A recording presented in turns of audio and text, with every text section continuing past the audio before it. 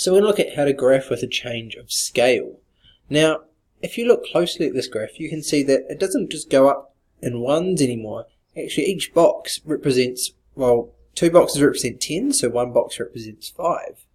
This is going to change the way we graph this equation up here.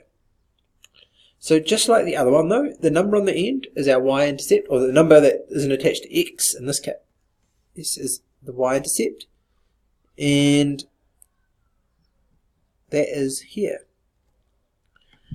But now the gradient says it's 5x. Now that doesn't mean we go across 1 and up 5 boxes, because actually we'd be going up 5, 10, 15, 20, 25 each time. We only actually want to go up 5 each time. And since each box represents 5, we go across 1 and up 5, so that we're going to go to here, across 1 and up 5, we go to here, and so on. Because noting across here, each box still represents 1. Now I've got a few points. I should be able to rule my line through these points here. So sometimes you add scale, and you need to always check how much does each box represent in both directions. If we move to the second example here, you can see, let's look at what each box represents. So going up, you can see each one represents 10, and going across, you can see each one represents 5. So yes, we start at 100, so we start in here, and we're going to go down half each time. Now, if I try to go down across 1, well, 1's only going to be a tiny little bit across here, so I'm not going to be able to kind of put points going down half each time.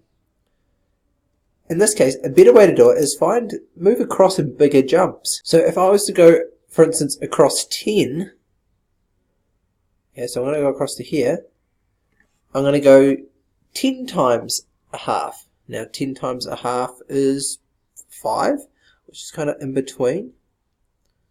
So I could go across even further. So the way we can do that is, say I want to find out where the point's going to be at 50.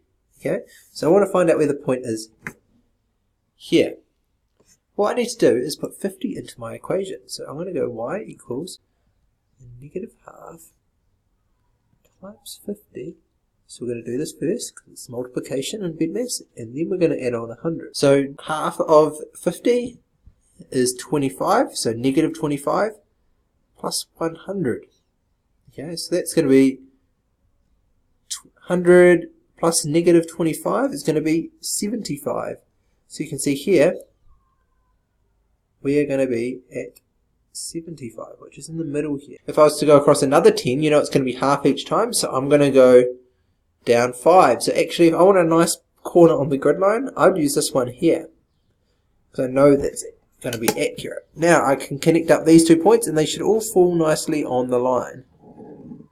That ruler moved a little bit, but there we go. And that is my line there. So it's a little bit more complicated, and it takes sometimes a little bit of trial and error to figure out where the points would be. But what I like to do is, if I have a gradient that's going to be hard to plot lots of little points, and if you're doing lots of little points, it's probably going to be inaccurate, is to choose a value all the way over here, and I just put it into my equation. So I place x with 50, and I times it, and then I added the y-intercept on, and that gave me my line there.